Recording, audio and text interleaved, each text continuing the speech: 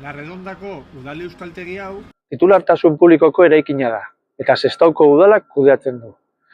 Euskara ikasi nahi duten Sestauko herritarrei zerbitzua ematen die.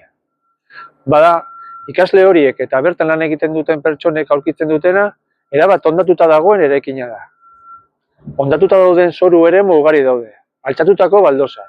Horietako batzuk aurretik adabakiz josita, baina berriro hautsita. Beste batzuk berriz, teloarekin itsatsita daude behin-behinean. Leiho batzuk oso hondatuta daude, eta itxita egonda ere, eraikinaren barrualdera sartzen da ura. Euskaltegiaren egoera tamalgarri hau azken udal gobernuen erabateko utzikeriaren ondorioa da.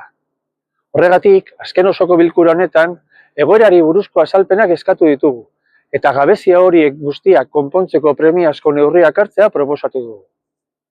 Euskalduntzen ari diren pertsonek, baldintza seguru eta atseginetan euskalduntzea da egungo gobernu koalizioari eskadakiokeen gutxienekoa.